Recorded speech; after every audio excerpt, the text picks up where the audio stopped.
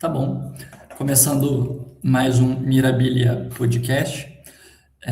E hoje a gente vai entrevistar e conversar com o Rafa Zucato, né? Zucato que é iconógrafo e tem um trabalho já bem conhecido aí. Quiser se apresentar, Rafa, fica à vontade. Eu sou iconógrafo, pinto só ícones, né? O pessoal às vezes confunde um pouco, mas eu pinto só ícones. E minha área de maior interesse sempre foi simbolismo, e isso é muito relacionado com a iconografia, desde o princípio lá da arte cristã. Depois se perdeu um pouco, né? Mas é isso, a gente faz essa leitura em tudo que existe, na verdade, né? O simbolismo está em tudo que existe. Isso aí já é uma caixa de Pandora de assuntos. É. Mas só considerando que tem pessoas que provavelmente não vão chegar até o final do podcast, já passa o teu Instagram, Rafa, para o pessoal seguir lá. Rafael R. Zucato.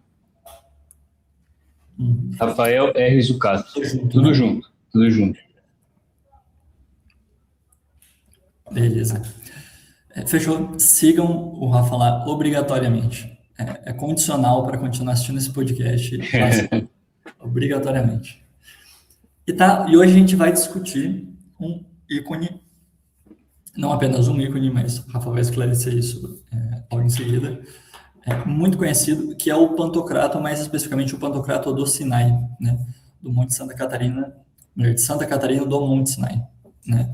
E Uhum. também não apenas uma iconologia muito interessante, como também uma história muito interessante, né? Muita gente o conhece, mas pouca gente o conhece. E aí, se tu quiser começar explicando aquilo que a gente conversava antes, Rafa, sobre os ícones não poderem ser vistos em separado, eu acho que é um bom primeiro tema.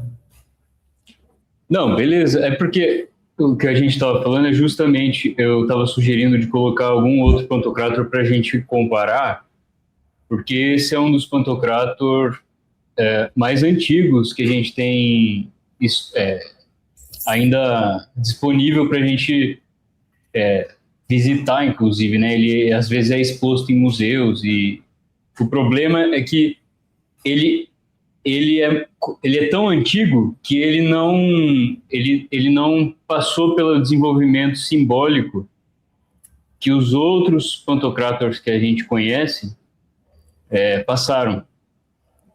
Então ele é um dos reminiscentes assim, da arte cristã primitiva, se eu não me engano, é do século IV, né, esse Pantocrator. E, e o resto da arte cristã daquela época foi toda praticamente destruída depois no iconoclasmo. Então ele é um atestado de que existia já a arte cristã, e ao mesmo tempo ele não chegou ele não chega a ter todo o simbolismo que a arte cristã vem a ter depois no medievo, tanto no Oriente quanto no Ocidente. Né? Então isso que é interessante. E aí eu falei, vamos colocar um outro Pantocrator junto, porque a gente consegue fazer as comparações, né? Ver o que ele tem e o que ele não tem do desenvolvimento simbólico.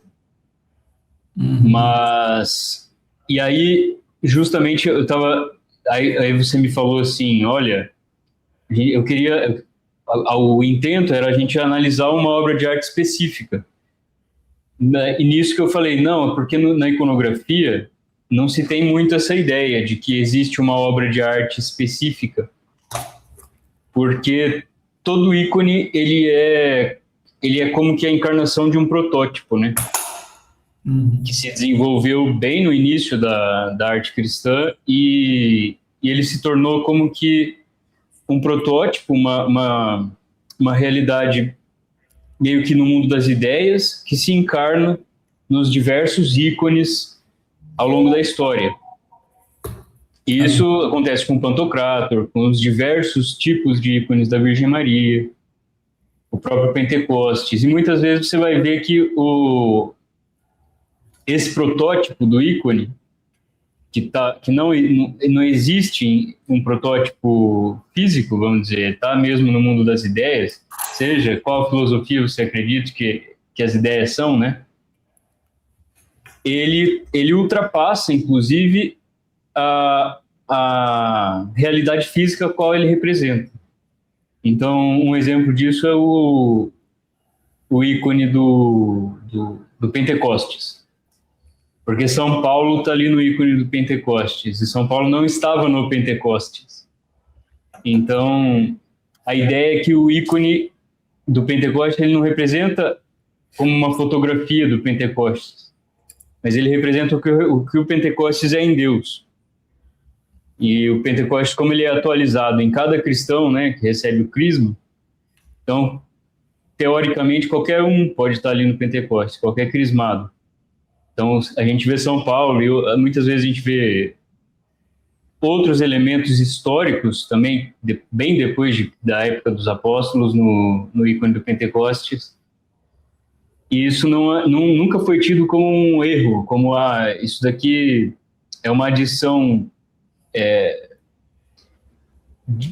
da vontade do artista, assim, é justamente porque o Pentecostes não representa o Pentecostes que aconteceu há 2000 anos atrás em sua realidade forense, vamos dizer assim, no que aconteceu como se eu estivesse lá tirando uma foto. Né? Então, é isso que eu estava falando, que o ícone, ele encarna esse arquétipo, ele é como os ícones do Pantocrator, eles se unem todos em um único arquétipo, que quer dizer sempre a mesma coisa. É como um texto, um texto em imagens, né? Por isso a gente fala até que a gente escreve ícones, muita gente gosta de usar essa expressão, porque tudo no ícone se relaciona com todo o resto dentro daquele ícone. Aquele ícone se relaciona com um arquétipo iconológico na mente de Deus, no coração de Deus. E cada ícone se relaciona com os outros ícones de maneira bem direta. No sentido que você pode pensar em um ícone final que contempla todos os ícones quando você olha o ícone do juízo final, por exemplo. Porque no ícone de juízo final você tem todos os outros ícones contemplados nele. Todo o resto do simbolismo de todos os outros ícones está contemplado ali. Entendeu? Então, para a gente entender o Pantocrator, a gente não tem que entender esse Pantocrator, a gente vai ter que entender o Pantocrator. O que é o Pantocrator? O ícone, ele encarna uma verdade espiritual em um objeto material. Tá? Essa é a ideia da iconografia. Que é a ideia de arte tradicional mesmo, né? No sentido mais tradicional. E principalmente pensando com a analogia da escrita, né? Faz muito sentido, porque ninguém ficaria bravo que um sujeito, sei lá, copiasse um escrito de outro, né? E o reproduzisse várias e várias vezes, né? Porquanto, no fundo, tipo, não é escrita pela caligrafia, mas pela ideia que está em jogo ali. Sim. Parece que fecha e nesse mesmo sentido, a gente tem um fenômeno muito interessante na antiguidade, que é a falta de importância dada à autoria, tanto dos ícones quanto... A gente pode falar das obras escritas um pouco, que eles não davam tanta importância para a autoria também, mas na arte sagrada, principalmente na iconografia, você tem muito claro isso, né? A maioria, 90% dos ícones da antiguidade, até ali a época do Renascimento, não eram assinados. E com o Renascimento você tem o fenômeno da assinatura nas imagens começando a aparecer. Porque justamente eles não queriam entender que aquele Pantocrator era uma ideia do autor, mas que ele encarnava algo que estava externo a ele. Não uma criação, uma descoberta, né?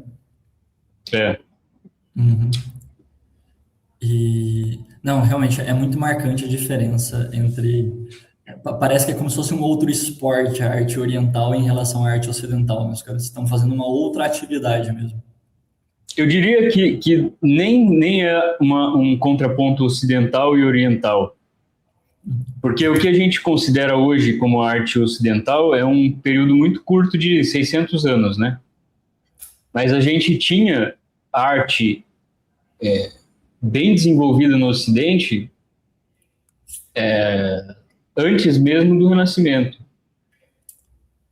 Então você tinha o romanesco e todos esses tipos de arte, até o gótico. O gótico foi meio que ao mesmo tempo que ele foi um cume, né? Porque foi um desenvolvimento tão grande da arte, no sentido simbólico, ele foi também o início da queda da coisa. Aham. Falando de um ponto de vista da arte tradicional, um ponto de vista em que a arte não é uma expressão aberta à subjetividade do artista. Aham. A arte no sentido de bem reproduzir aquilo que está no mundo das ideias, vamos dizer. Aham. Aham. E Nossa, uma questão... pode falar. não, eu só ia te perguntar se para ti existe uma, como dizer, uma superioridade da iconografia também em relação a outras artes tradicionais, como por exemplo a arquitetura românica ou gótica, ou se não, todas são para ti artes tradicionais no mesmo sentido e no mesmo grau, por assim dizer. Não, não. Eu acho que a arte tradicional, quando você fala em arte tradicional, você não está muito preocupado em superioridade no sentido. Mas essa superioridade seria no sentido técnico ou no sentido mais utilitário, assim? No sentido de encarnar o ideal da arte tradicional mesmo. Isso o gótico, ele poderia ser dito com tanta força uma arte tradicional quanto a própria iconografia? Eu acho que não. Ah, Eu acho foi que a não. minha impressão. Porque a iconografia, como a gente reconhece hoje, que é o que vem do Oriente, né, foi perdida no Ocidente com o advento do gótico. Hum. Então, o gótico suplantou a iconografia, que a arte românica é a iconografia pura, né? A arte românica é uma iconografia ocidental. Existem outras também, mas são bem menos conhecidas, né? Uhum. Uhum. E Não, o é românico interessante. tinha Pantocrator, tinha a Eleusa, tinha todos os tipos de ícone. Os arquétipos dos ícones se encarnavam também ali na arte românica. E o gótico, o gótico se tornou uma arte baseada na arquitetura, porque as pinturas góticas que estão descoladas da realidade é, intramuros da igreja, assim, que não estão dentro da liturgia, as pinturas góticas são uma maluquice, né? Não sei se você já chegou a ver uma pintura gótica, que Bizarro. não era uma pintura dentro de uma igreja, que fazia Aham. parte da liturgia. É uma coisa meio que surreal, assim, até, Aham. né? E o gótico, como ele se tornou na igreja, no sentido litúrgico, ele se tornou uma arte baseada na arquitetura, porque o gótico é justamente a ideia da luz, né? Aí toda a ideia da arquitetura gótica é tornar a igreja transparente, vamos dizer, e filtrar a luz que entra do sol para que aquela luz ela se modalize, vamos dizer, ela receba Uhum. ela Ela se receba uma determina qualidade que ela num, não tinha antes. Hã? quer dizer, ela se determina num matiz específico e é transformada, né, pelo... Isso, ela é transformada. Então ao mesmo tempo que você elevou toda a arquitetura como quase como que uma pintura em si, você tirou o papel da pintura da igreja, porque você não tem como pegar um vitral e levar na sua mão para você venerar, entendeu? Hum, entendo onde você quer chegar. Tá Tipo entendendo? assim, Então o gótico, com certeza. Não dá para sim, você fazer sim, com vitral algo equivalente à veneração dos ícones, com certeza não. exato, Então você, pelo aspecto prático, material mesmo do gótico, você inverteu a, a arquitetura Agora, a arquitetura, ela meio que se mescla com a pintura, ao invés dela servir a pintura. Entende? Porque como é mais fácil representar verdades de fé para um povo analfabeto? Pela arquitetura ou pela pintura? Obviamente pela pintura. Quando a própria pintura se torna parte da arquitetura, então você tem essa mescla que se torna uma coisa só. É claro que existia o artista que fazia os vitrais, existia o arquiteto, mas eu estou dizendo, você não distingue mais o ícone da arquitetura, o ícone da igreja, da parede mesmo. Então, em certo sentido, o gótico foi uma quebra pré-já Renascimento, onde teve já um descolamento total do que era tradicional na iconografia, sem fazer um juízo de valor mesmo. Não, é uma realidade visível, né? O que você tinha antes, você não tem mais. Então, nesse sentido, a pintura ela é mais adequada, vamos dizer, e não superior, mas é mais adequada ao serviço catequético e litúrgico do que a arquitetura em si. Mas a arquitetura também é essencial para... Uma boa arquitetura é essencial para você ter um templo que seja adequado para o culto, né? Porque hoje a gente vê muita maluquice nos templos, né? Arquitetônica mesmo. Então, tem lugares em que o altar fica no meio e as pessoas se sentam ao redor do altar, muitas vezes o sacerdote fica... Aí sim ele fica de costas para o povo, né? Porque o povo está no lugar de onde o sacerdote deveria estar oferecendo o sacrifício. A Basílica de Aparecida, ela tem essa coisa de que existe assento até atrás do altar. É uma coisa meio desconexa, assim. Dizem que não era para ser assim, né? Dizem que não era para ter acesso dos fiéis àquela parte atrás do altar. Isso foi uma concessão que fizeram porque não cabia mais gente na igreja. Eu ouvi essa história, não sei se é real. Mas o templo, aí a gente pensando como a arquitetura vai servir simbolicamente para liturgia, né? O templo, ele tem que ao mesmo tempo te colocar fora do templo. Então o templo cristão, católico, ortodoxo, copta, sei lá. A ideia dele é que, justamente porque a liturgia é no 8º dia, que está fora do tempo já, né? O templo também tem que representar esse 8º dia, que é um tempo que não é mais o Cronos, né? Um tempo cronológico, ele é um tempo quase que um semi-eterno, assim, um tempo em que tudo para você fazer a adoração a Deus, prestar o culto a Deus. Então, ao mesmo tempo que o templo tem que refletir essa realidade de que tudo está englobado no 8º dia, ele também tem que dirigir a atenção do fiel. Então, tem essa ideia de que o templo está numa dimensão material e também espacial, porque ele tem que dirigir a atenção de todos que ali estão para um único ponto convergente. Então, a arquitetura também serve à liturgia. A gente tentar falar em superioridade depende do ponto de vista, eu acho, assim, né? Porque também sem arquitetura não tem igreja para pôr ícone, então... Não, mas faz muito sentido, cara, porque, de fato, eu nunca tinha parado para pensar sobre isso, né? Mas o ícone, ele parece ser um ponto de direcionamento, né? É quase como se tivesse um ponto muito específico, localizado, preciso, numa direção, e todo mundo se voltasse para ele, né?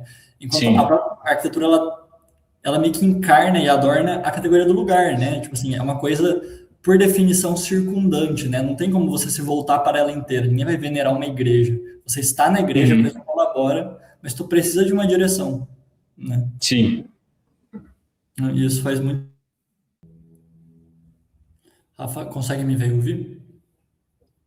Consigo. Ah, boa, boa. Cara, acho que foi a internet. Agora, tudo bem.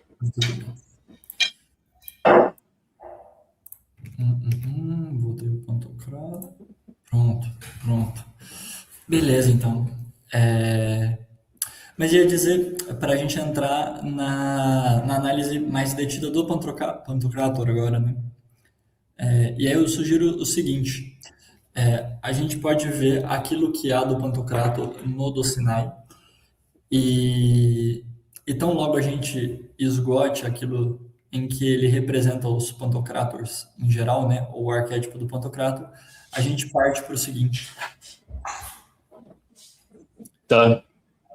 Fechou, então.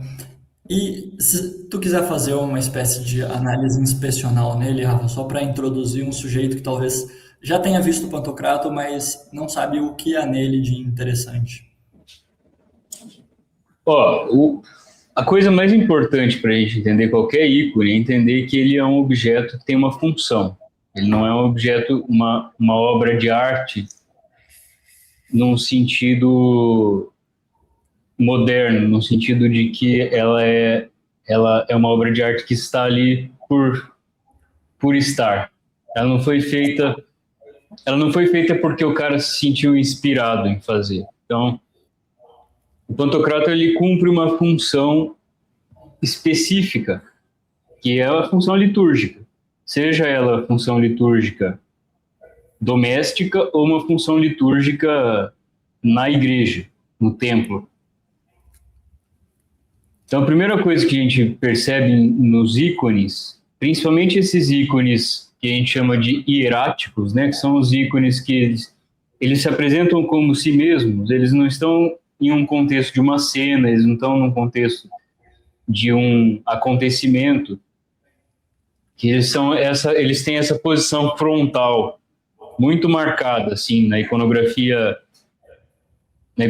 de santos que tem esse papel presencial, esse papel de estar diante de você, do espectador, que na verdade é do orante, não do espectador, né?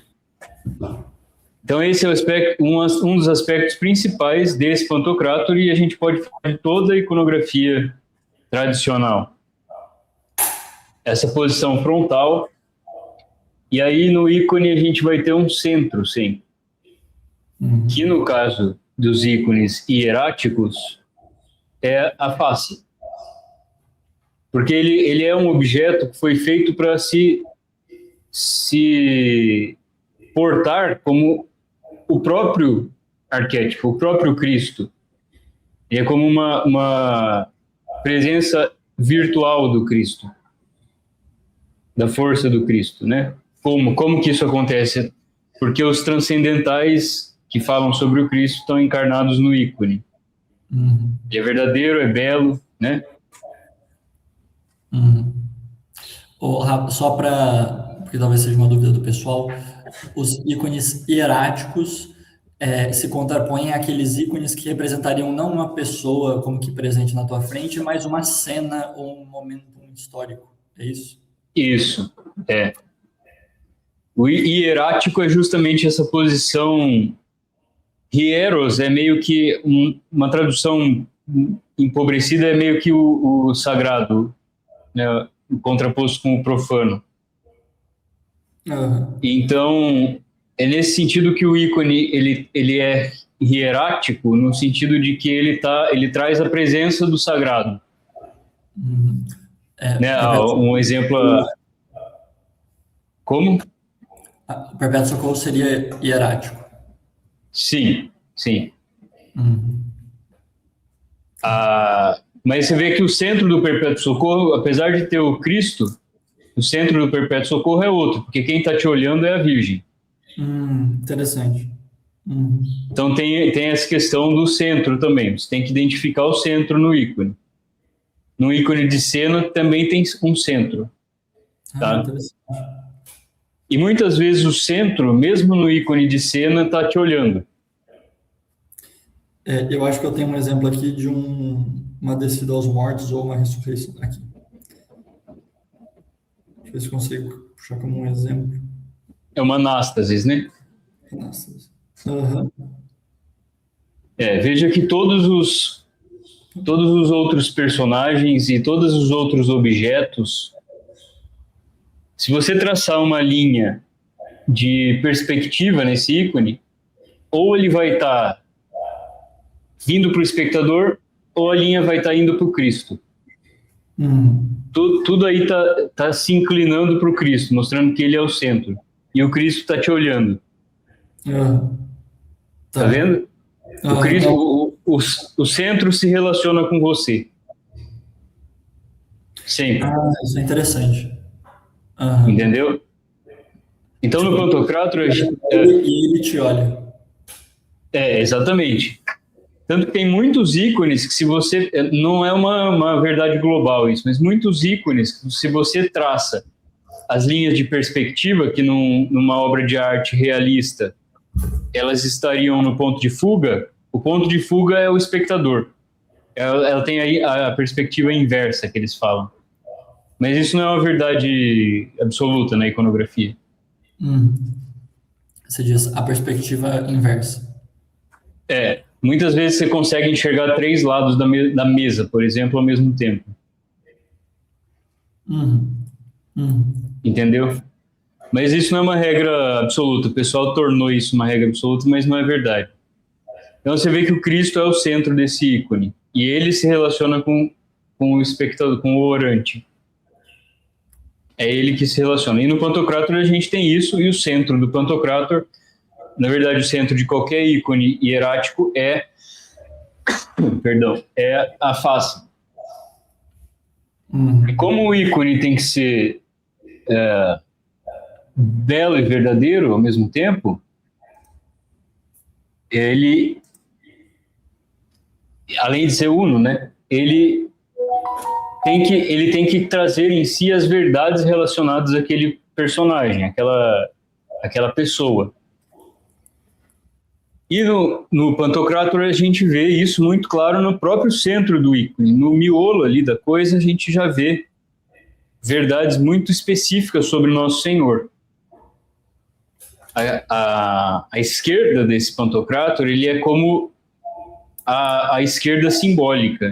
Em toda a arte tradicional nós vemos na esquerda um movimento de afastamento, não é só de rejeição, mas é de espalhar. A face esquerda para o Cristo, não para nós. A face esquerda do Cristo, Aqui. Né? Então, a esquerda do Cristo, você vai ter tanto...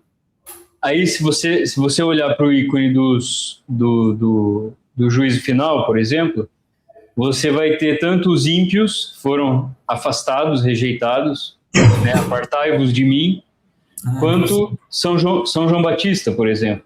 Mas por que São João Batista? Ele não foi salvo, né? Não, mas porque existe um aspecto benévolo da esquerda também, que é o espalhar da palavra, o semear. Então, por isso a gente vê no Pantocrator a esquerda como uma pessoa sisuda, né? Porque ele é o juiz. Entende? Ele é esse aspecto da esquerda divina, o aspecto que separa, que divide. Ele é a espada. E se a gente olhar para o ícone inteiro novamente, a gente vai ver que à esquerda de Cristo também está a palavra, que é justamente a espada que divide aqueles que cumprem a palavra e aqueles que não cumprem a palavra. Né? A lei que separa os bons dos maus. Então, toda a esquerda de um ícone, e aí a gente pode pensar em ícones, alguns ícones de cena também, mas preferencialmente a esquerda vai se relacionar com esse aspecto de espalhar, de afastar. Ah, acho que né, Isso. colocação focal. Esse aspecto de dividir o que não pertence a mim, ou então espalhar a minha vontade, a minha palavra, manifestar a vontade. Aham. Só um exercício que eu acho que é interessante, Rafa, porque eu me lembro quando eu vi o Pantocrator há um tempo atrás, e eu me perguntava se de fato eram tão diferentes assim as faces e se essa diferença era proposital, né? Mas eu acho uma coisa que é notória, assim, né? Você vai vendo os elementos, um em comparação ao outro, né? Tipo, compara as sobrancelhas, compara os olhares, compara a barba, tipo, tudo é muito diferente. Que dá pra ver uma sobrancelha quase em M, aqui ela é mais circular. A barba que tem essa angulatura, enquanto aqui é um negócio quase logarítmico. É muito diferente uma face da outra. Até. E aí você tem uma questão muito curiosa que também a gente pode pensar em relação ao simbolismo, que a esquerda para os antigos ela era a mão torta, vamos dizer assim, a mão que fazia as coisas errado. Por isso esse sentido de espalhar. Quando você precisa afastar alguém, você faz com a esquerda. Os antigos, inclusive hoje os muçulmanos ainda fazem isso, eles se limpam com a esquerda. Então eles tiram de si aquilo, o que não pertence ao meu corpo, eu tiro com a esquerda. E quando eu recebo algo, eu trago com a direita. Quando eu vou comer, eu só como com a direita. Aham. Eles tinham muito claro isso, né? Nesse sentido, se você parar para pensar que a esquerda é sempre a coisa que você faz meio torto, assim, que você não consegue fazer muito bem. A esquerda é o que não se adequa bem ao grupo. O olho esquerdo do Pantocrator do Sinai dizem que ele foi restaurado, e por isso que ficou assim. Ah, Mas o fato, se isso for verdade, só reforça o fato de que o simbolismo acontece naturalmente nas coisas, porque justamente o esquerdo ficou como o torto, assim como nossa mão esquerda é a mão torta, né? nossa, mas todo o lado esquerdo estaria disforme por causa da restauração? Ou eles atribuem isso apenas ao olhar? Eles dizem que o olho foi refeito, mas Ah, você tem essa questão de que a esquerda é o aspecto meio que acidental das coisas, mesmo na decadência natural do ícone, porque o lado esquerdo desenvolveu uma lágrima ali também. eu vi você notando mesmo. Aqui não? É, Ah, coisa curiosa. o simbolismo acontece naturalmente nas coisas, assim, é meio que não tem como evitar, né? E tipo assim, mesmo que não tivesse o olhar, tipo assim, o cabelo aqui, claramente ele desce até o ombro, enquanto aqui ele está mais recolhido. A veste, ela parece fechar muito aqui, enquanto do lado direito ela se abre um tanto mais. Tipo, não é só o Uhum. olhar. Não. O lado esquerdo ele tem esse caráter de serpentear, né? De ser torto, de ser, entre aspas, inadequado, de ser o aspecto que te julga, que te afasta. Aham, E aí a gente olha para a direita e a gente vê o exato oposto. Esse ícone, e muito específico esse ícone, né? A gente vê isso. aham. A direita Que é aqui. na direita, começando do centro do ícone da face, você tem uma face dócil, uma face misericordiosa, uma face que te olha com caridade, vamos dizer, esse lado da misericórdia divina de Nosso Senhor. E se a gente olha mais para baixo, a gente tem o quê? A mão de Cristo abençoando, Uhum, que é uhum. um aspecto ligado ao simbolismo da direita, que é o de trazer para si. Quando Cristo abençoa, quando um padre abençoa, nada mais ele faz do que trazer para mais próximo de Deus aquele que é abençoado, Aham, né? aham. Essa faixa atrás, Rafa, para além de algum sentido mais preciso que você possa esclarecer, mas não deixa de lembrar uma espécie de fluxo que desce pela mão, né? Esse Uhum. sobreposição. Mas o que ela seria mais exatamente? ela é uma faixa que chama clavos, que os romanos usavam, os legisladores usavam. Uhum. E o fato dela estar sempre na direita de Cristo é como se ela representa a nova lei, que não é mais a lei do livro que julga, mas é a lei da caridade, a lei que está inscrita nos corações dos homens, a lei daquele que abençoa. Uhum. Que o Antigo Testamento se baseava na lei, na Torá. Então, a partir dela, você separava o joio do trigo. O Uhum. Novo Testamento se baseia na palavra que se fez carne, que se une o verbo. Isso é tão absurdo que a gente não para pensar, né? Mas o verbo o divino, a palavra que antes os judeus tinham apenas uma imagem daquela palavra na Torá, ele se une com a humanidade. Então, esse movimento da lei que se faz bênção, em vez de se fazer uma espada, como era a Torá. Uhum. Então, é esse clavos que desce e encontra a mão da bênção, que une o divino com o humano de uma maneira dócil e não de uma maneira, Olha. como sei lá, como uma maneira islâmica, de que você só obedece, senão você é cortado fora. Uhum. Uhum. É bem lembrado que tem esse movimento de descendência, né, da faixa, do clavos. E esse clavos, os romanos, os legisladores de Roma utilizavam para mostrar dignidade, né, distinção. Uhum. Não dá para não lembrar do próprio envio do Espírito também, né? Ainda mais pensando na contraposição à lei, né? O Espírito e a lei. Mas aqui o Espírito Sim, Santo automaticamente me vem à mente, assim. sim, sim. Não, com certeza. Uma coisa que eu até digo para submeter o teu juízo, Rafa, para ver o que tu pensa. A gente comentou um negócio desse lado, tá? Do tecido nesse lado, tá de certo modo aberto, né? E uma coisa que eu sempre Uhum, notei é que o que realiza esse movimento de abertura, né, do tecido, que dá para ver na contraposição com o outro, né? Ele literalmente abre uma fresta aqui no tecido, né? É justamente o movimento da mão, né? É engraçado como a mão que abençoa e que como que envia, né, a bênção àquele que vê é o sujeito que justamente laxa o tecido, né? E que dá uma certa abertura na coisa, que mostra algo mais da carne daqui, né? Também hoje em dia o pessoal talvez não concorde tanto com isso, né? Mas é bem nítido, principalmente nas discussões sobre modéstia e tal, que essa região aqui tem uma coisa a mais, né? De alguma forma, né, o pescoço ele denota uma região de intimidade, né? Ainda que aqui uhum. muito modesta, né? Mas eu perguntaria ao senhor, né, se faz sentido ver na iconografia uma relação entre a abertura da veste e a mão que abençoa.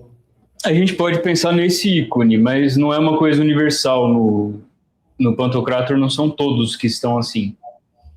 Mas Uhum. faz sentido justamente porque pela própria me vieram diversas coisas à mente, mas a ideia de que o Cristo, o Cristo crucificado rasga o véu do templo, então Ah, desnuda, né?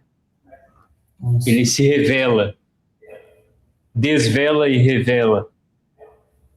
Ao mesmo tempo, você tem a gente não está acostumado a essa vida de contato com a natureza mais, mas por que o cordeiro deve saber disso, né? O cordeiro é o animal próprio para o sacrifício, porque o cordeiro ele é dócil quando ele vai ser morto, ele oferece o pescoço, né?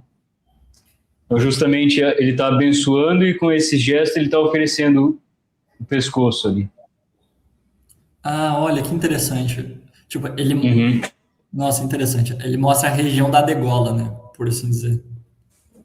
Que para o sacrifício o animal tinha que ser removido o sangue do animal. Então, até hoje se abate um animal furando aqui a jugular, né? Aham. Caramba, não. Faz muito sentido, cara. Uhum. E tem duas coisas no ícone do Pantocrator do Sinai que eu queria ver com o senhor, como o senhor interpreta, mas antes, só para não esquecer, o senhor comentou sobre o livro da lei. Essa pedraria que tem aqui da cruz com os quatro arranjos de três pedras e as quatro pedras azuis ao redor.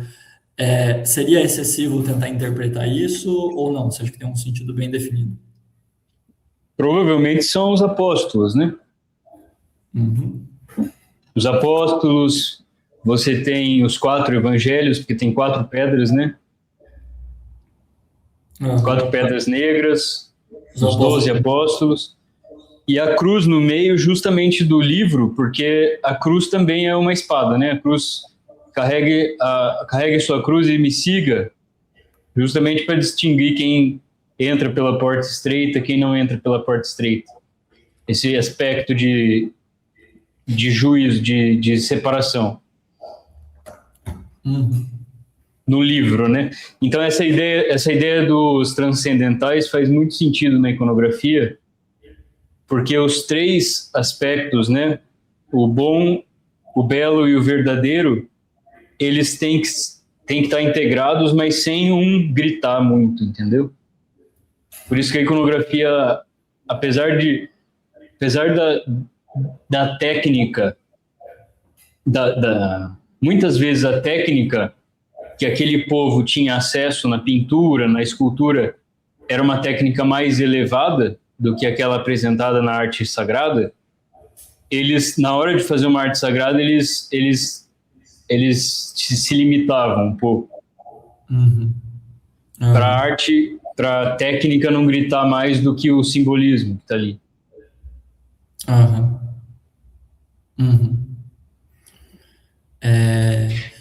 Uma coisa que noto no livro também, Rafa, é que ele tem o fecho aqui e o fecho intacto, né? Existem variações, assim. Tá. A gente pode pensar, tem vários Pantocrator. Tem Pantocrator que tem o livro aberto, ele tem um nome específico, né? Geralmente ele fica conhecido como o Pantocrator aí é o nome da frase que Cristo falou. Aí quando o livro está aberto, está escrita a frase, assim, no livro. Mas a gente pode pensar no selo fechado como o selo fechado do Apocalipse, por exemplo, também. Que ele não emitiu o juízo ainda sobre a humanidade.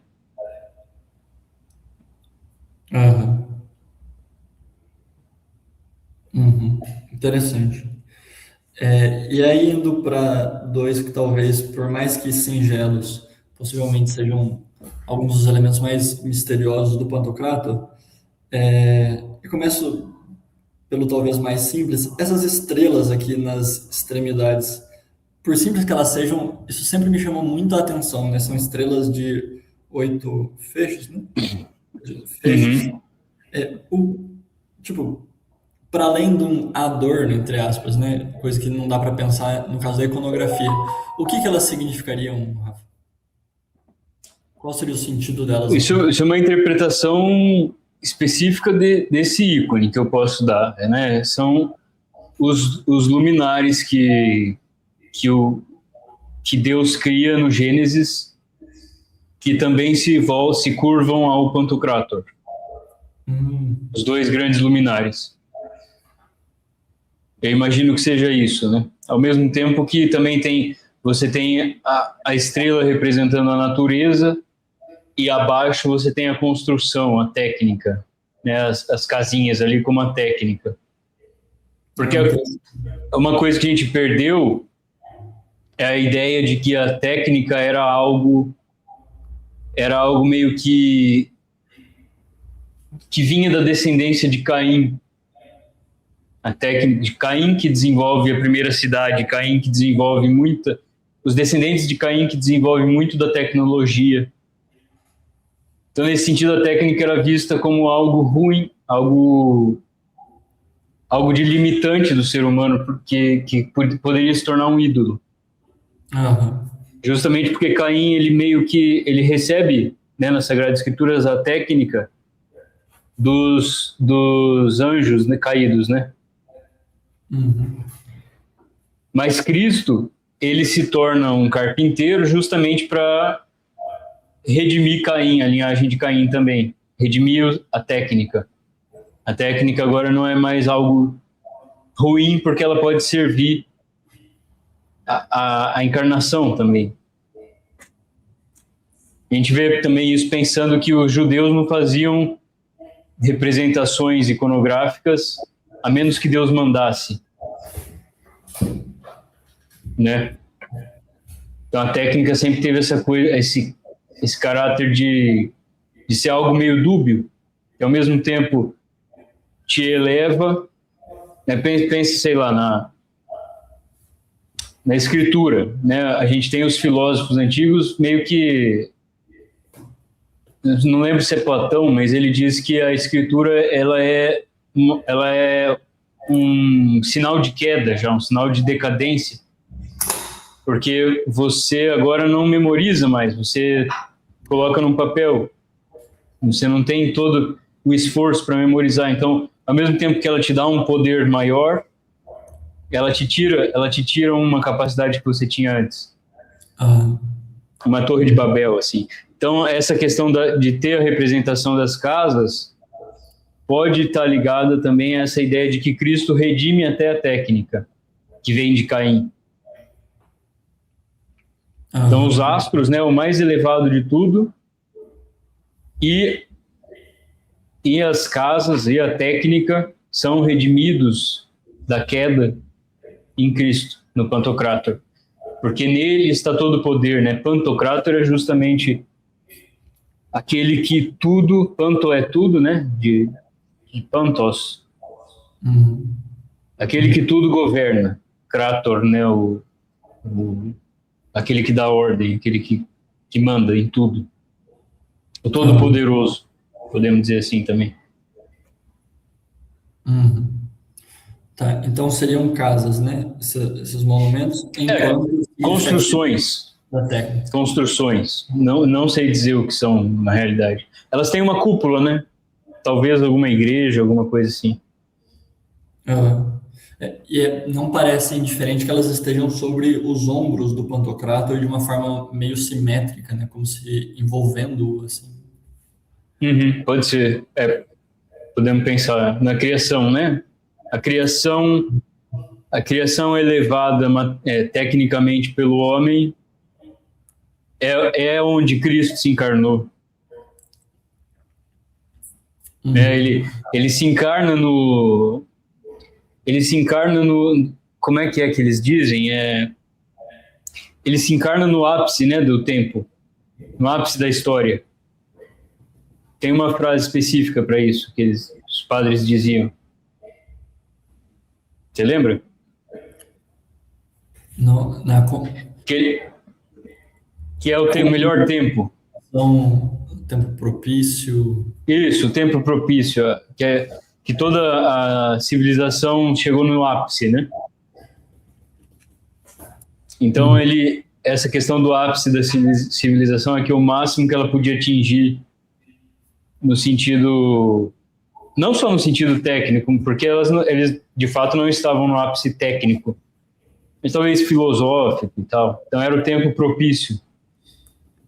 Que a criação estava pronta para receber o Senhor. E isso quer dizer que eles tinham algum desenvolvimento tecnológico, né? E que Cristo se encarna então na humanidade, mas em um tempo específico também, para redimir certas coisas, para redimir tudo, na verdade. E nisso está incluso a técnica. Não sei se faz sentido. Não, faz, com certeza. Com certeza. A gente vê também no lado direito, no lado esquerdo, que é mais escuro, né? Interessante, é sombreado, né? Dá para ver bem essa região de sombra. Uma coisa que eu notei quase sem querer agora também, Rafa, e isso ecoa algo do tema que está na Virgem do Perpétuo Socorro também, é a questão das orelhas, né? Aqui você tem uma orelha muito fechada, escondida sob o cabelo, enquanto aqui você tem uma orelha um pouco mais aberta, abaixada, e na qual aparece mesmo algo do ouvido, né? Parece, Uhum.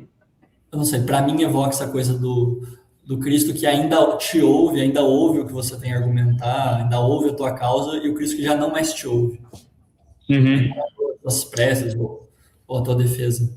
O que te A parece? gente pode até pensar na confissão, né? Olha. Se Aham. você se acusa, então Cristo ouve. Você, se você se julga, então Cristo não vai te julgar, porque ele te ouve. Aham. Né? A Caramba. confissão é isso. Você faz um juízo sobre você mesmo diante de Deus, para que ele não tenha que fazer esse juízo no final dos tempos. Aham. Então ele te Engraçado. ouve. Agora, o juiz não te ouve, né? O juiz te olha. Aham. Nossa, é verdade. É verdade. Caramba, pensar isso à luz da confissão é até um tanto purificador, assim. Como se a Uhum. transição de uma face para outra acontecesse no ato da confissão, né? É, não, exatamente. Inclusive, o Padre Pio falava que o anjo do batizado estava à sua direita. O anjo daquele que estava em pecado mortal passava para sua esquerda. Aham. Como Caramba. se o anjo se, se voltasse, como ele tivesse duas faces, a misericórdia e o juízo, né?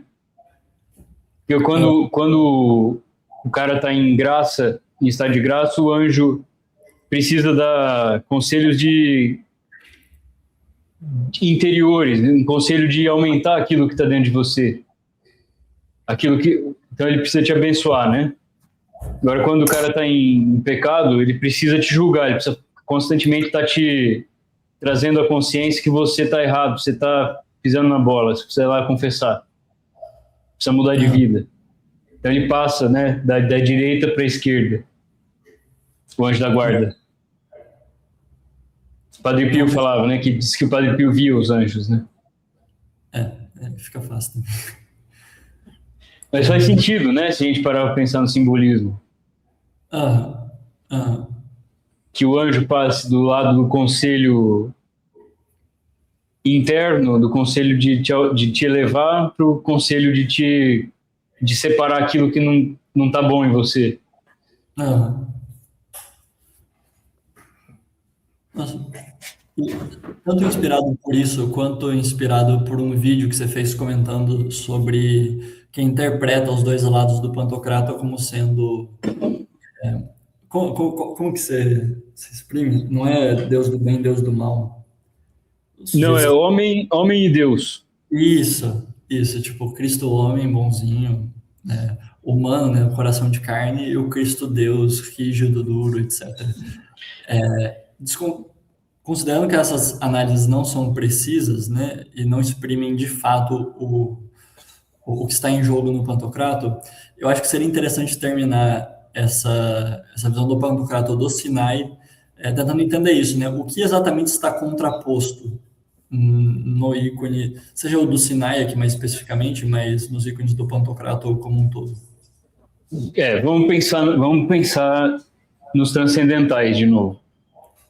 O ícone tem que ser verdadeiro, portanto ele não pode conter nenhum elemento herético nele. Ele tem que ser belo e ele tem que ser bom. E ele tem que ser uno, perdão, tem que ser uno.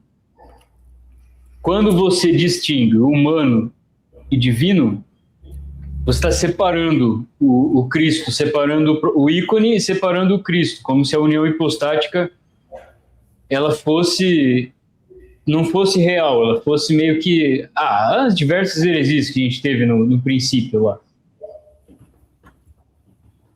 Você não pode dizer que um lado é humano e o outro divino, porque senão você vai dizer que um é bom e o outro é ruim. Uhum, uhum, Geralmente o pessoal fala que o lado humano é o lado direito, né, o lado da misericórdia. Isso é tão problemático que as pessoas não param para pensar. Porque você dividiu, existe Deus que é ruim, que é bravo, que me julga, e existe o humano, que nós somos bons. Mas justamente a história da salvação é o contrário, né? O humano é mau e Deus tem que se encarnar para melhorar, para resolver a questão. Porque o humano não consegue. Deus deu 200 chances para Israel e Israel desperdiçou as 200 chances. Então, se fosse humano, seria o lado da esquerda, né? Se fosse para assimilar algum lado ao humano. Então a gente não pode. E aí o ícone deixa de ser uno. O Cristo deixa de ser uno. Deus, homem, um só. Da união hipostática. Ele se torna dois aspectos, vamos dizer assim, separados. Enquanto não, a gente tem que analisar o ícone como um. O ícone não só o ícone, mas quem ele representa, como um. O Cristo, quem é Cristo? Homem e Deus. E o que representa essa face dupla, né, de Cristo? Misericórdia e justiça, mas elas estão em pessoas diferentes? Não, está em um só, no Cristo, que é Deus, e em Deus não tem distinção. Então a misericórdia e a justiça é uma só e a mesma coisa em Deus. Não pode ser duas coisas distintas.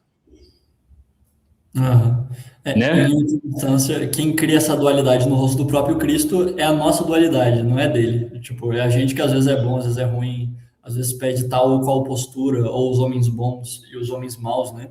Mas o Cristo, ele só tem duas reações de uma mesma pessoa. Ele tem duas relações de uma mesma natureza divina, né? Encarnada. O mesmo... Tem padres, santos padres, que dizem que o mesmo fogo que arde nos corpos dos condenados, né? É o fogo que glorifica os salvos, a presença divina. Então a justiça e a misericórdia é a mesma coisa, o amor de Deus. Né? E não pode distinguir isso em humano e divino, porque você acaba...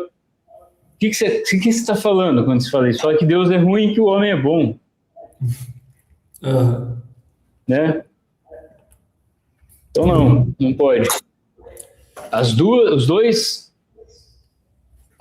formas com que nós podemos olhar o amor de Deus, a justiça e a misericórdia, estão expressas na natureza humana de Cristo como um todo, que Cristo era humano e divino, na face humana de Cristo. Né? A teologia do ícone é toda baseada na encarnação, na verdade. Nós podemos representar Deus porque ele se encarnou. Antes não era permitido, né? E aproveitando esse teu comentário, Rafa, parece fazer sentido para ti, considerando que um lado não é mais negativo que outro, mas ambos são positivos de alguma forma, né? Ou pelo menos expressam com certa bondade. Sob essa ótica, faz sentido associar um lado ao Antigo Testamento e o outro ao Novo? Também não, né? Senão você vai cair em outro tipo de heresia, quer dizer que o Deus do Antigo Testamento era ruim e o do Novo é bom. Porque no Antigo Testamento você ainda tinha manifestação, apesar da gente conhecer, a gente ter no imaginário que o Antigo Testamento era apenas a lei, mas quem conhece o Antigo Testamento sabe que Deus está constantemente falando, não é um desejo, meu desejo sacrifício, mas a misericórdia. Eu não quero os holocaustos, eu quero a conversão do coração. Mas os ouvidos moucos não conseguiam perceber que Deus estava querendo o amor ali, né? A lei de Cristo é a mesma lei do Antigo Testamento. Ele não veio para abolir, mas ele veio para dar completude, né? Para plenificar. Então, mesmo, inclusive, uma opinião teológica muito digna de que as teofanias, né, as manifestações de Deus no Antigo Testamento, era o verbo antes da encarnação, né? Que é o mesmo hoje e sempre. Não tem como a gente dizer que existe uma distinção entre os deuses, nenhuma, né?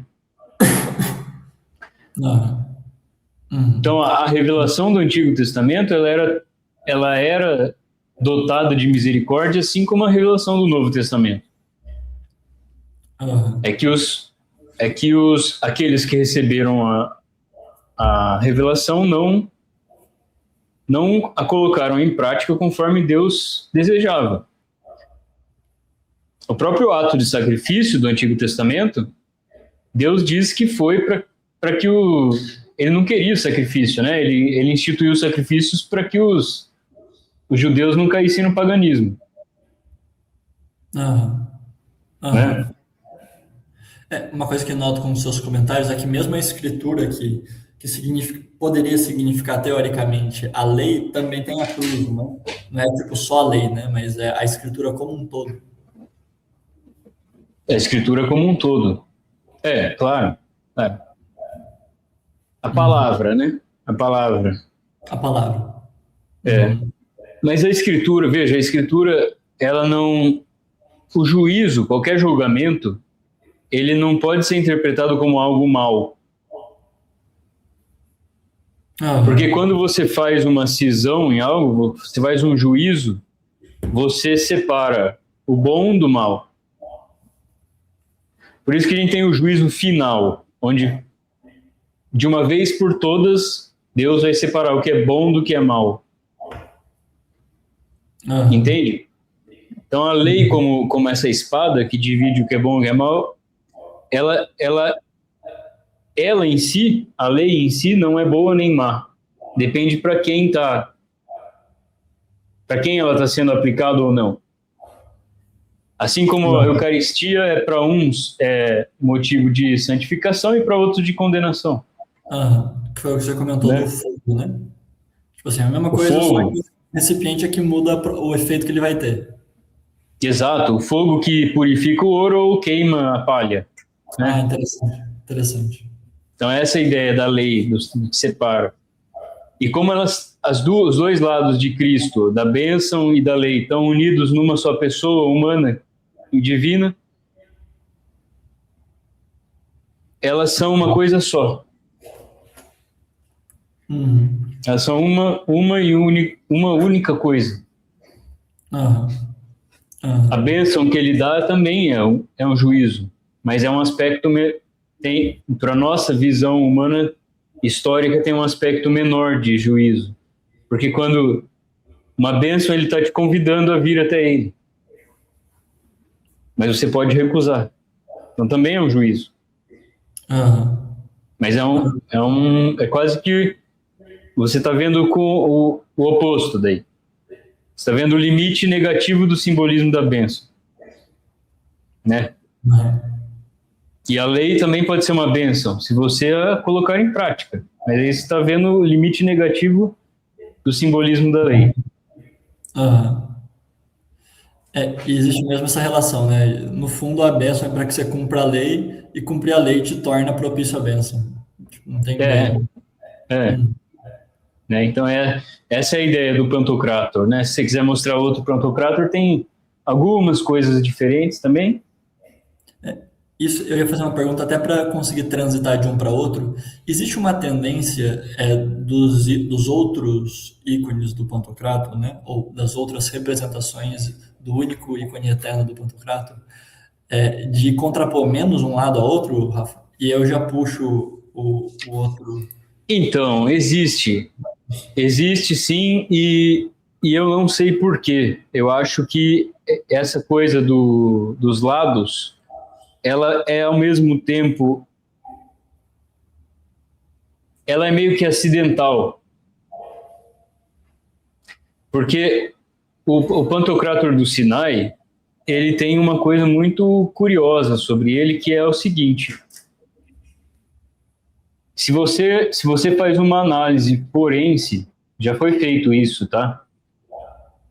Existe uma técnica forense que você pega imagens de câmera de rua e para você identificar quem é o bandido que está naquela imagem, o software pega pontos de referência da face e contrapõe a uma foto que já se tem da pessoa. Fizeram isso com o Pantocrator do Sinai e o Santo Sudário e tem mais que o quádruplo de pontos necessários para dizer que é a mesma pessoa. Cara, isso daí é brincadeira, tá? Caramba. Então, muito provavelmente, o ícone do Pantocrátor do Sinai foi baseado no Santo Sudário. Entendeu? Então, ao mesmo tempo que esse aspecto de direita e esquerda, eu não sei dizer, mas eu acredito que não tenha sido algo totalmente de caso pensado. Interessante. Tipo assim, inicialmente ela só refletiria uma deformidade que já haveria no próprio sudário, seja pelo motivo que fosse. No próprio sudário. Porque o sudário tem exatamente esses mesmos detalhes. É que aqui a minha está espelhado, mas aqui é a minha esquerda. Esses detalhes na esquerda.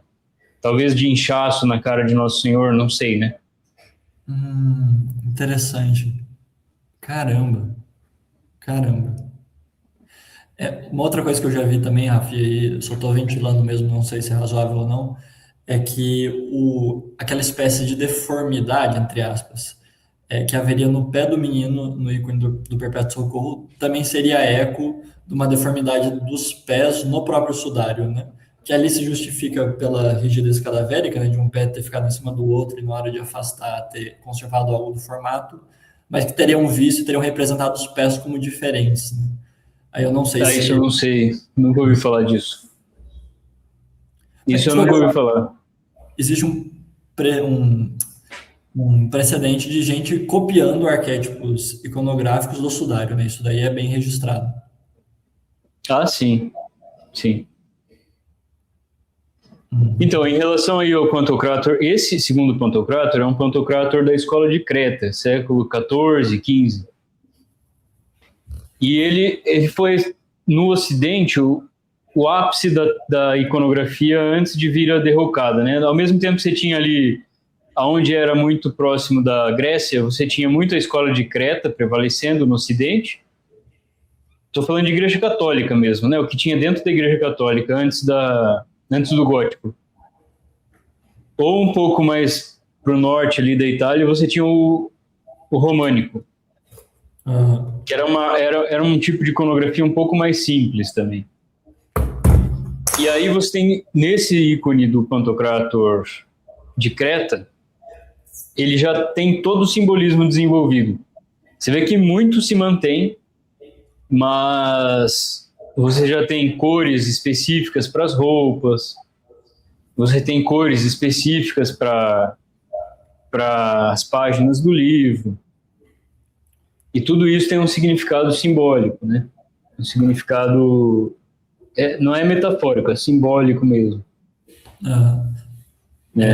Se quiser avançar os significados, fica à vontade, Rafa. Eu acho que dizendo isso já instiga uma curiosidade, o pessoal logo quereria saber o que significa.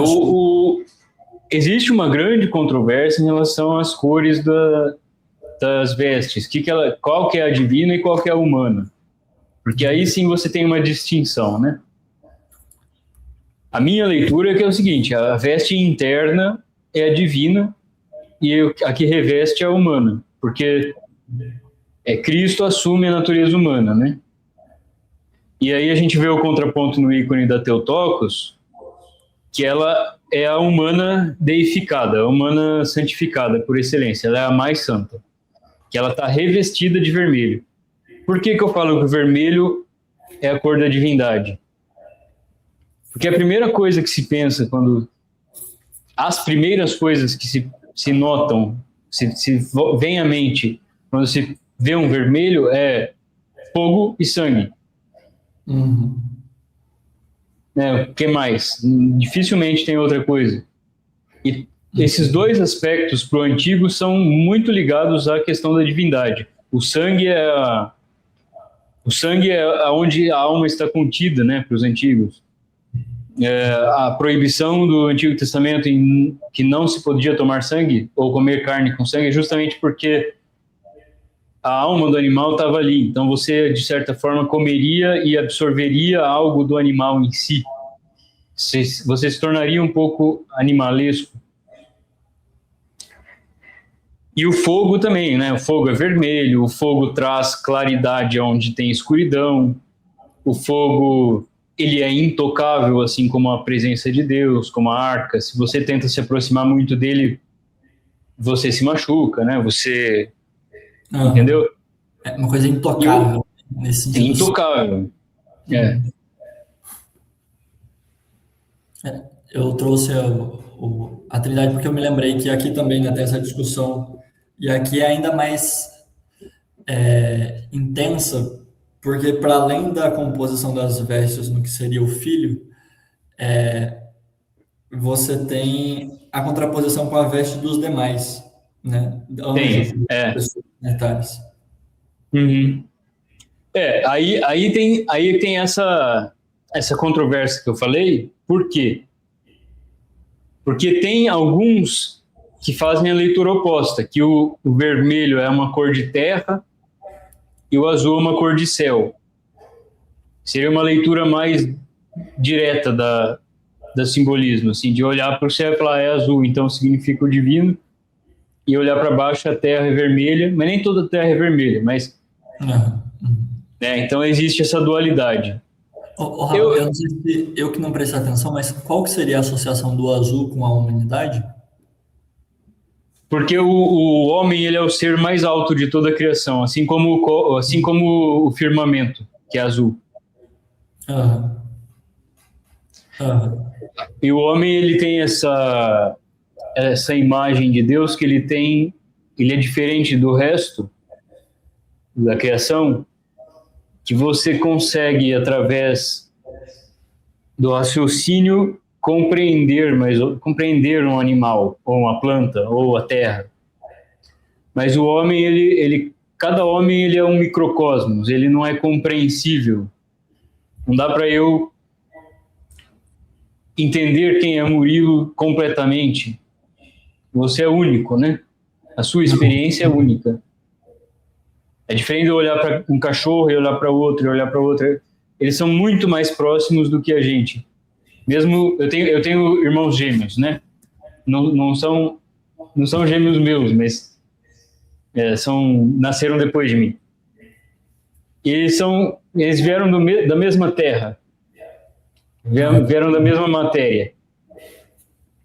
Mas o o espiritual é diferente. Cada um tem uma personalidade, cada um tem uma característica, Aham. né? Então essa ideia de que o azul seria o céu, o azul seria o humano, é justamente por isso, porque o humano também ele é meio que inalcançável. E o azul na natureza você nunca consegue pegar ele, né? Ele está lá no céu, ou ele está na água, só que quando você pega a água ela não é azul, Aham. né? O ser humano é essa coisa que você consegue superficialmente percebê-lo, mas você não consegue.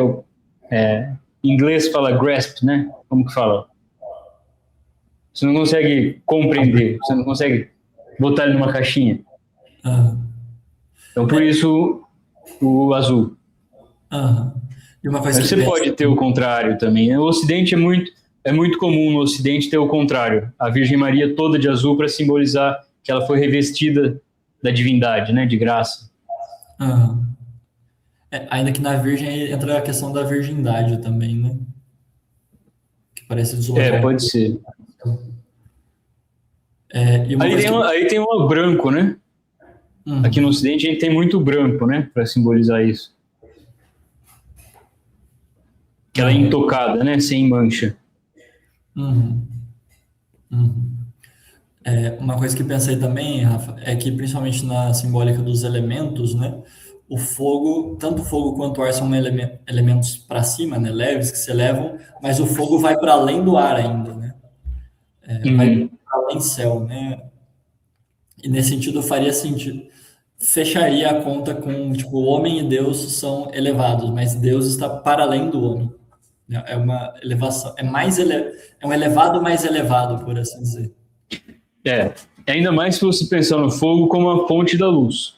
Porque para o antigo não existia essa luz halógena aqui, não tinha luz elétrica, né? Se você tivesse no breu, meia-noite, você olhava para o céu, você via muito mais estrelas que a gente vê hoje, você via a Via Láctea, aquela coisa maravilhosa que girava de uma forma ordenada, né? Aqui num sentido quase terraplanista, né? Um existencialismo terraplanista, né? Porque eu estou olhando para a minha experiência, não estou olhando fora, não estou fora da Terra para ver que ela é redonda e que ela que está girando, né? Claro, Eu que estou olhando para o céu. Então eu vejo aquela ordem no cosmos, eu vejo que um dos astros é uma bola de fogo, né? Que traz luz também.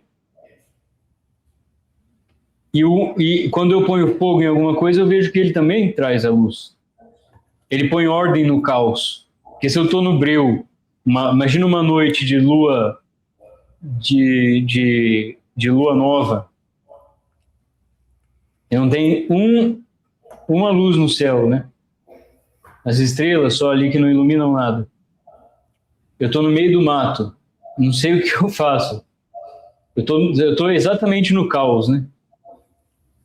O caos é aquele do qual eu não sei o que vai sair, né? A gente pode definir assim. E eu acendo uma tocha, eu trago ordem para o caos, né? Então eu consigo enxergar. Então, Deus, a luz divina é exatamente isso também, né? Ela traz ordem para o caos do mundo, né? Ela traz sentido para o caos da materialidade, das coisas que a gente... das discordâncias, das teorias, das inúmeras religiões antigas, dos pagãos, dos judeus, né? As inúmeras seitas judaicas. Quando Deus se encarna, ele é essa luz, esse sol eterno que traz a ordem para esse caos humano, né? Que depois da queda a gente adquiriu, a gente desenvolveu, na verdade. Então, para mim, o fogo faz muito mais sentido como símbolo do divino do que do humano. Por isso que eu acho que o vermelho é para simbolizar o divino. E aqui ainda tem a coisa do vermelho estar por baixo, né? Como se é um pouco aquela coisa, a teologia da pessoa, né? A pessoa é divina, o que reveste é a humanidade. Isso. E aí você vê o ícone da Virgem, tradicionalmente ela é... Aí não é tão certinho assim, porque a gente tem, por exemplo, aquela Salus Populi Romani, né? Que ela está de azul já.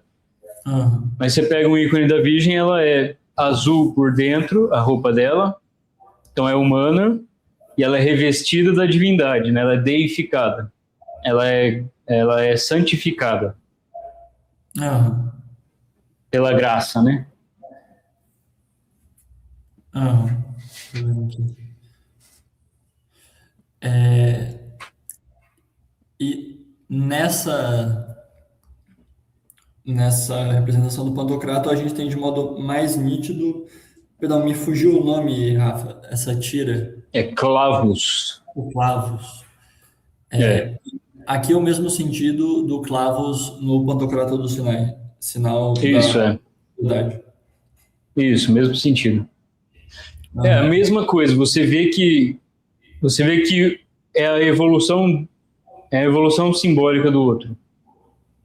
O que um representa, vamos dizer, de maneira mais direta, o outro já traz uma coloração diferente, já traz coisas mais definidas, né? Inclusive, nessa escola de Creta e nos ícones desse período, você tem um desenvolvimento tão grande da simbologia que as luzes das vestes, as luzes da face, elas são todas geométricas. Você não sei se consegue fazer aí, dá um zoom na face. Eu já vi. É redondo aqui? É isso? Também, mas dá um zoom maior para a gente ver o branquinho ali. Olha como as luzes são feitas, as iluminações. Deixa eu fazer uma coisa aqui. Ele tem um zoom máximo, mas dá para burlar aumentando a imagem. Legal. Você são disse linhas. Os risquinhos aqui? É tudo linha, olha só. Porque eles tinham uma divisão no medievo, eles acreditavam que existiam ou 3 ou 7 céus. E que o Deus inacessível, a essência divina, residia no último céu. e os santos, os anjos, estavam em um dos céus inferiores. E nesse céu era o lugar das perfeições. E como eles consideravam que as formas geométricas eram mais perfeitas do que o mundo real, porque as formas geométricas elas são como que protótipos, né, do que você consegue desenhar. Uhum. Então as luzes daqueles que já estavam no céu se apresentariam, as iluminações do rosto se apresentariam de forma geométrica também. Do rosto, da veste, às vezes você vê triângulo, quadrado, como forma de pintura, né? Nossa, que coisa interessante, cara. E eu não sei se é uma impressão errada minha, mas não que seja isso de fato, né? Mas passa uma impressão dele ter dois olhos dentro de cada olho, né? Tipo assim, você teria esse olho aqui que dá para ver o limite dele pelo branco, né? Só que esse enrugamento aqui, ele fecha certinho, quase que num outro olho, né? O que até faz parecer que o de dentro é menor do que de fato é. Isso eu nunca ouvi falar disso, assim. O que eu sei é que era a forma de pintar. Você vê que até o branco do olho é meio que uma vírgulazinha, uma semicurva ali, né? Mas em relação a parecer que tem dois olhos, eu nunca reparei nisso. Eu tô chutando também, não sei se é mesmo. Uma primeira impressão que tô tendo, né? Sim, sim. E aqui a divisão das faces é bem menos nítida, né? É. Uma das coisas que não prevaleceu muito no simbolismo foi a questão da divisão das faces, né? Você pode pensar que talvez nos ícones pré-iconoclasmo isso pudesse ser mais presente, mas a maioria foi destruída, né? Aham. Eu acho que não dá nem para, mesmo separando, não deve dar para notar muito bem a divisão. Pelo menos não me parece, vendo assim. Deixa eu ver se contrapor. É muito pouco, né? Dá para ver um pouco. Você vê que a sobrancelha esquerda é mais arqueada, né? A, tá, deixa eu. A esquerda. É. Aham. Uhum. Mas é muito pouco, não tem tanto. A gente vê mais nos sinais que ele faz ou que ele carrega, né? É. Aí a escritura e a mão de bênção seria o que marcariam principalmente, né, a contraposição. Uhum. É porque é uma coisa mais. A escritura e a bênção é algo mais direto pro orante do que uma face que tem de similaridades, assim, que pode tirar a atenção. Aham. Porque a gente tem acesso a muita informação, então a gente sabe a leitura simbólica do Pantocrator do Sinai. Mas talvez uma pessoa mais simples, principalmente na antiguidade, no medievo, ela estranhasse, talvez. Uhum. Você acha que algo da dissolução da contraposição das faces pudesse ser uma precaução contra essa má leitura do tipo Deus bom e Deus mau, o Cristo homem, Cristo Deus, como Deus sendo a face Olha, negra? nunca pensei nisso, mas pode ser. Porque existiam muitas heresias cristológicas no começo, né? Negava a divindade, separava. Era a divindade que assumiu um corpo humano. Tinha muita coisa, né? E talvez Aham. fazer uma distinção na face, justamente um elemento central, né, do ser humano, pudesse dar essa má impressão, né? Tanto que tem ícones que foram condenados bem depois da Trindade, por exemplo, que é aquele ícone da Trindade trifacial, Aham. Nossa, mas aquilo é né? esquisito, nada nada. Que é esquisito e passa uma mensagem herética, né? Então, não participa dos três transcendentais, vamos dizer assim. Aham. Aham. É que no Cristo ainda tem, não sei, você pode pensar na coisa das duas faces como sendo duas posturas, né? Mas aquele da Trindade Trifons, né? Com os três rostos sobrepostos assim, é um negócio, sei lá, até meio desfigurativo, né? É bizarro. Dá até aflição de olhar, né? Porque as pessoas compartilham os olhos, assim, né? Parece como se fossem aquelas doenças siamesas, né? De sujeitos que nascem com os rostos meio colados. É esquisito. Não parece mais humano. E agora, uma coisa que me chama a atenção nesse Pantocrator é a postura dele. Parece uma postura muito contida, né? Uhum. Não sei se é proposital, mas ele parece excessivamente ereto e com os ombros recolhidos, né? Isso tem alguma razão de ser, Rafa? Acredito que não. Acredito que não. Uhum. É um modo de representação comum até do Pantocrator, né? O outro é um ícone mais curto, né? Ah, bem notado. Bem notado. Né? Um ícone menor, sim, lateralmente. É ícone em formato de reel, né? De forma de Bem reel, é. esticadão. Mas é normal essa postura, assim, principalmente de quando o ícone está nessa posição hierática, assim, é bem comum. E também a Uhum. gente tem que pensar que eles não viam a necessidade de ter uma perspectiva muito correta no sentido material, né? Eles não tinham uma proporção também, eles não desenhavam o ícone com proporções humanas, mas isso é deliberado. Então você Uhum. tem ícones que a proporção é menor e ícones que a proporção é muito maior. Tem ícones com 15 cabeças, né, de altura. Aham. Aham. Então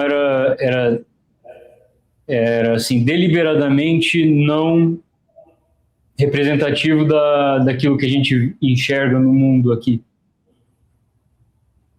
Uhum. para passar essa ideia de que isso aqui não está contido na história, nem na realidade atual. Isso daqui transcende tudo, né? O ícone transcende tudo. Ele fala de coisas tão mais elevadas do que só o evento temporal.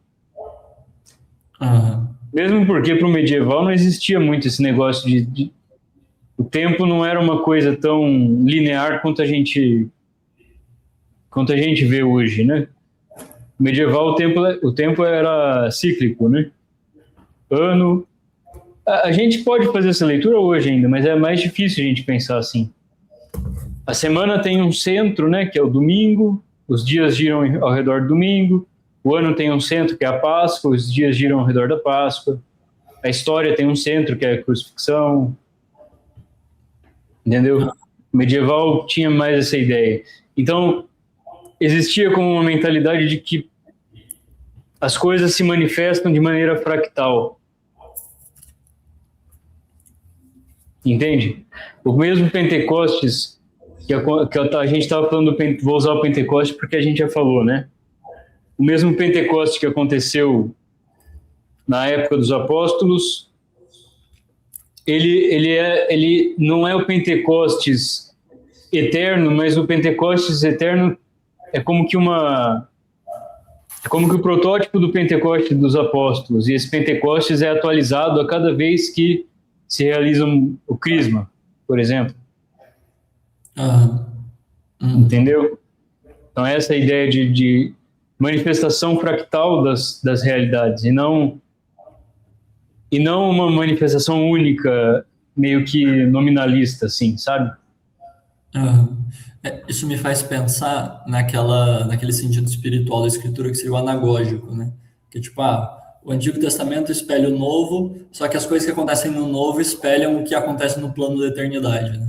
É quase como se o ícone ele sempre jogasse com o sentido anagógico das figuras, não tanto o moral ou o histórico, literal, né? Sim, sim. Por exemplo, aquilo que eles falam, hoje em dia está na moda, né? Cristo não foi crucificado com um prego na palma da mão. Os medievais estavam todos errados, bando de burro, né? Foi aqui no pulso.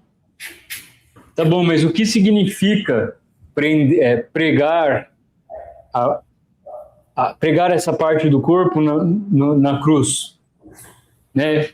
Quer dizer, Cristo se passou por uma kenosis, um esvaziamento tão grande que ele desceu ao mais baixo do que era possível para um ser humano. A cruz era humilhação extrema para os pagãos.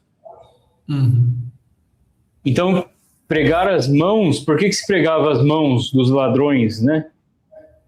Porque eles agiram com as mãos para roubar, então eles eram pregados para não agir mais, impedir a ação. Então, e Deus, o próprio Deus, foi pregado na cruz, impedindo sua ação. Então, quer dizer, botar o prego aqui ou botar o prego aqui, não importa, importa que a mão dele está presa. Mas eu diria que até, mesmo que de forma forense a mão dele tenha sido pregada aqui, quando a gente pinta é mais representativo da realidade metafísica mostrar o prego aqui do que aqui. Mesmo que na história tenha sido aqui. E a isso agrega-se ainda aquele argumento delicadíssimo que beleza, só que nos santos estigmatizados estava na mão, né? Será que, tipo assim, ou Deus não estava muito preocupado em fazer, ou aconteceu realmente na mão e Deus está reproduzindo historicamente, ou pelo menos Deus julgava que convinha mais representar os estigmas na palma da mão, né? De qualquer forma, você está seguindo o que Deus faz, né? Sim, mas concorda comigo que se eu quero representar que alguém está totalmente inabilitado de agir no mundo, porque a gente age com as nossas mãos, né? Se eu quero representar que a pessoa está impossibilidade de agir no mundo, uma das formas mais claras de eu representar isso é com uma pessoa com a mão pregada. Não é verdade? Como que ela vai agir no mundo? Aí entra naquela coisa da linguagem de novo, né? Tipo assim, é o mesmo sujeito que diz que você, sei lá, deve falar uma palavra exatamente como seria como um sujeito que dissesse que você tem que falar a palavra exatamente da forma como ela é escrita e não sem as suas variações de sotaque. Tá, mas as pessoas entendem com o sotaque, e o sotaque transmite melhor a mensagem, sabe? Sim. Tipo, a norma culta é a referência, mas não é a exatidão da coisa, né? A forma como você deve se exprimir de fato. E às vezes, se for facilitar, você falar mainha ao invés de mãe, você usa mainha, né? Mas é como tudo na realidade, né? Você tem o centro, o núcleo, de onde sai o sentido, e na periferia você tem todas as outras manifestações desse mesmo núcleo, né? A única coisa que faz com que as coisas não participem do núcleo é se for oposta, exatamente oposta. Então, quer dizer, existe o português, o padrão, né? O núcleo, de onde vem o sentido, o ideal e as diversas manifestações na roda da vida, vamos dizer assim, né? E aí, para encerrar alguma pergunta também histórica, assim, começamos com uma pergunta histórica. Você já pintou muito pantocrato, Rafa? Como que é a tua experiência com Já pintei alguns pantocrator. É um mais difícil que o outro. Olha, esse pantocrator aí do Sinai, ele foi pintado com cera de abelha quente, né? Chama encáustica. É uma técnica, assim, muito poucas pessoas fazem hoje, porque exige um aparato enorme, é todo perigoso de fazer, você se queima, você se ferra todo, e ainda mais você vai esquentar. Hoje a gente sabe que muitos pigmentos que a gente usa, eles são derivados de metais pesados, né? Você vai esquentar aquilo, vai gerar fumos e tal. Mas ele foi pintado com encáustica. Então você imagina que a pessoa dissolvia a cera de abelha e colocava o pigmento ali, dissolvia não, derretia a cera de abelha quente, colocava os pigmentos e tinha que rapidamente aplicar aquilo no painel, porque senão solidificava no pincel, né? E aí o mais difícil para mim até hoje que eu pintei foi exatamente o Pantocrator do Sinai, mas sem eu já pintei ele transpondo para o estilo de Creta, né? Que é o estilo que eu mais gosto de pintar, é o estilo de Creta. Esse da direita. Aham. Isso. Os países Eu já pintei uma transposição, aplicando o estilo, assim, fazendo uma releitura. Mas uma cliente me pediu se eu conseguia fazer exatamente o Pantocrator do Sinai. Foi a coisa mais difícil, porque eu tive que transpor não só... Eu não transpus o estilo, eu transpus a técnica, né? Eu tive que tentar representar o que o cara fez na cera de abelha com a têmpera, que é uma coisa plana, né? A cera de abelha é grossa, ela tem textura e tal. Uhum. Mas foi difícil, principalmente os olhos, né? São muito expressivos, assim, são muito específicos. Cara, Uma linha de diferença que dava do olho já não dava a mesma expressão. Aí eu tinha que tentar de novo ali. cara, deve ser um parto para representar isso. E tipo assim, Esse não só rosto. a linha, mas sei lá, até variações de sombreamento, isso daí já deve dar uma diferença colossal, ainda mais. Muito, muito, muito. Caramba, velho, que parto. É muito difícil de fazer. Depois você vê no meu Instagram, lá tem a foto do que eu fiz. E você gostou do resultado final, Rafa? Vou te mostrar, peraí. Deixa eu ver se eu acho aqui. Aí já põe aqui pro pessoal ver também.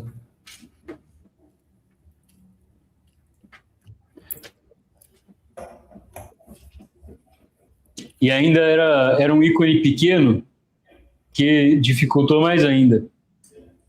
É uma coisa que, assim, só artista muitas vezes entende, é que quanto menor menor o pedido, né, o tamanho do painel que você vai pintar, mais difícil é você chegar num resultado com muitos detalhes, entende? Uhum. Porque você tem uma limitação do que você consegue com o pincel, né? Aham. Não, com certeza. Com certeza. Tô tentando achar aqui. Era pequeno quanto, Rafa? Mais ou menos assim. Ele tinha 23 centímetros de largura por uma folha 4, 23 por 30.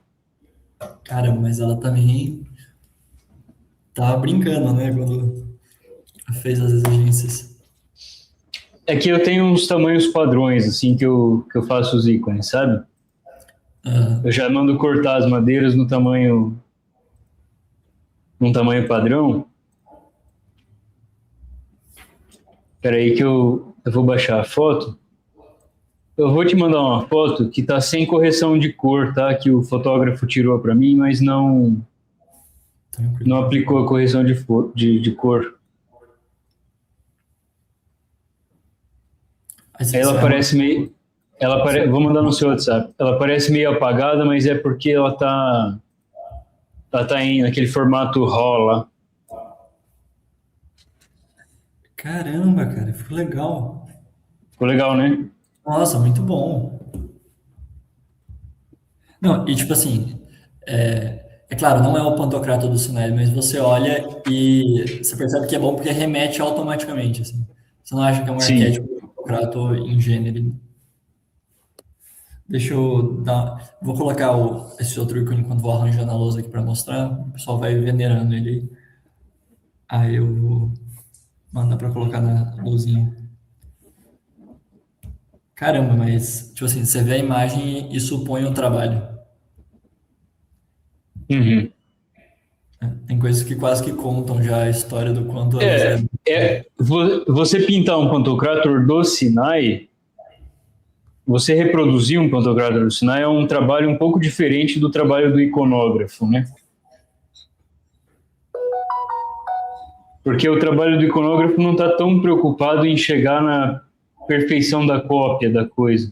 Mas o pantocrator do Sinai, se você não chegar nisso, não a perfeição, mas pelo menos o aceitável, você cria uma coisa que não parece o pantocrator, fica estranho. Aham. E demorou quanto tempo para fazer? Ah, demorou, cara, assim, 15 dias de trabalho. Só no rosto, eu fiquei 3 dias corrigindo e voltando, corrigindo e voltando. Caramba, Esse rosto é muito difícil. caramba. Nossa, 15 dias é muita coisa, velho. Quer dizer, É, pelo menos vendo de fora, né? Não sei quanto seria o tempo aqui, ó. Caramba, velho. Não, mas ficou muito bom. Ficou muito bom. ficou legal, né? E teve algum ícone que você fez e que deu mais trabalho que esse? Acho que não. Acho que esse daí é o pior. Caramba. É o mais É demorado. mais difícil. É. Ele não foi tão demorado porque ele é pequeno, né? Uhum. Mas demorou, o detalhe demorou. Principalmente os olhos. Os olhos eu fiquei uns 3 dias nos olhos. Uhum. Uhum. Caramba, mas ficou muito bom. Muito bom. E certamente ela ficou satisfeita. Aqui os olhos, né? Aí você reproduziu até o risco que seria a lágrima, né? Eu perguntei à cliente se ela queria a lágrima ou não. Eu queria colocar a lágrima, né? Ela falou que podia colocar, daí eu coloquei. Ah, que legal. Que legal. Não, mas muito bom, Rafa. Muito bom. Trabalhe tanto. E aí já aproveito para colocar a segunda condição. As pessoas não sabiam, mas obrigatoriamente, se você chegou nesse ponto do podcast, você precisa ver os ícones do Rafa necessariamente e encomendar algo com ele. Não é Uhum. opcional. E eu acho que é isso, Rafa. Tem mais algum ponto que você quereria comentar, já aproveitando até o teu Pantocrator aqui, sobre uma possível análise do Pantocrator que a gente tenha passado em branco, assim, mas que seja algo relevante? Ah, você tem os detalhes das letras, né? Que não tem no original, que é o I, o C, que não é C, né? É o som de S. Então é a inicial e a final do Jesus, em grego, e a inicial e a final do Christos, né? O Ri e o S de novo ali, que não é S, né? Uhum. Aí é Jesus Christos. Do mesmo jeito que na Mãe de Deus tem o Mitir, Teu, MP, Theta e o Y, né? Traduzindo para português assim. E esse sinal aqui em cima é o que, Rafa?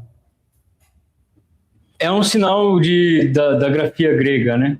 Às vezes eles colocam os acentos comuns, às vezes Ah, eles colocam isso, assim. uhum, uhum. E o halo cruciforme, né? Que também está presente desde o Pantocrator do Sinai, em todos os ícones de Cristo tem o halo cruciforme. Como cruciforme. É, o halo do Cristo tem uma cruz. Aham, aqui, né? É, Aham, uhum. Ah, legal, legal. Eu acho que se o sujeito que está vendo isso daqui quiser mais detalhes, aí já chegou a hora de pesquisar é, mais acadêmicos. É para parar de ver vídeo e começar a ler livro. boa, é. Todo mundo tinha que fazer isso. Todo mundo tinha que fazer isso. Mas beleza, então, Rafa, eu agradeço a disponibilidade do senhor. Espero que mais do que crescer a erudição estética das pessoas, isso leve quem está assistindo ou ouvindo isso a ter uma maior devoção, né, por Uhum, nós, pelo ícone do Pantocrato. sim. E é isso. Novamente, sigam o Rafa nas redes sociais, necessariamente, necessariamente. E caso vocês queiram conhecer meu trabalho também, é prof.murilohernandes, né, é o meu arroba. E é isso então, Rafa.